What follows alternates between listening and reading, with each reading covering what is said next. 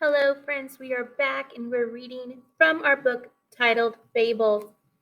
Now, we know in this book that each chapter is a different story giving us a moral or a lesson, and that we know we can find the main idea by using our title to predict the main idea. Let's go ahead and zoom in on that title and read that title at home.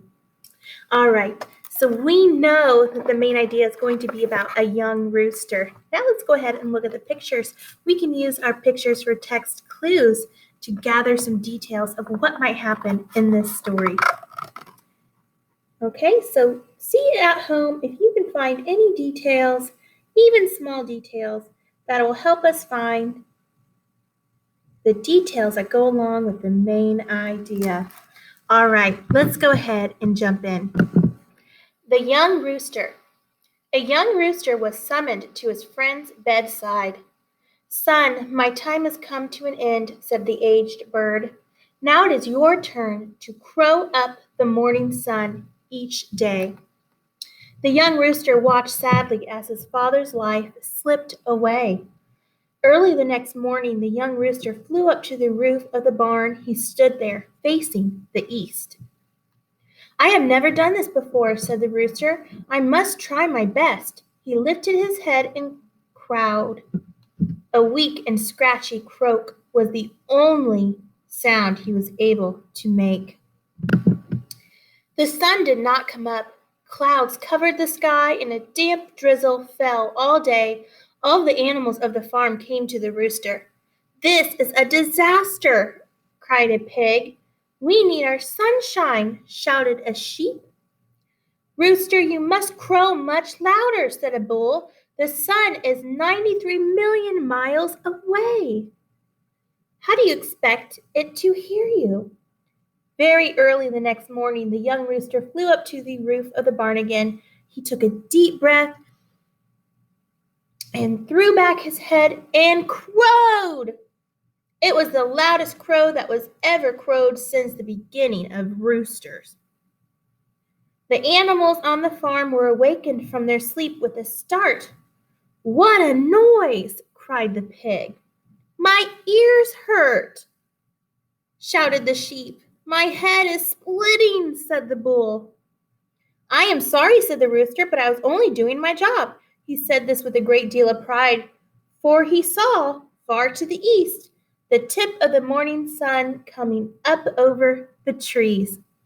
All right, so we know that this is about a young rooster who needed to take over a job, and he needed to do the job right. So let's think of some details. But before we do that, let's focus on the moral or the lesson of the story first. Can you make any predictions or infer what you think that moral might be? Let's go ahead and read that together. All right. A first failure may prepare the way for later success. So the young rooster did not give up. He kept trying, and even though at first he failed, he did not give up. And so that then paved the way for his success in bringing that sun up. All right, now let's focus in on some details. So if we look back at the picture, we can see the crow. He's not just by the barn or on the ground, he's on top. And we see the rooster on top like a crow, right? And so a crow usually brings the sun up, or at least we like to think he does. So now let's think of some details. Can you at home think of some details that go along with the main idea? Let's go ahead and see if you thought of the same ones that I did. So the first detail is that he flew up to the barn. But what way did he face? Now, in the story, we read that he faced a certain way. The sun rises in the, what do you think? If you said east, you are correct. That's what the book told us as well. Remember, our details are based on our text, not our own thoughts. Okay, let's see if we can find another detail. So the first crow he made was weak and scratchy. That's a detail. We also know that the sheep shouted, "We need our sunshine." That's another detail. Then what else happened?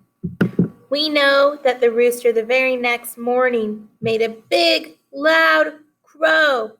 And we know that that woke all the animals on the farm up. So, again, we can use our pictures and the title to help us find the main idea and details. I hope you enjoyed this read aloud. Signing off.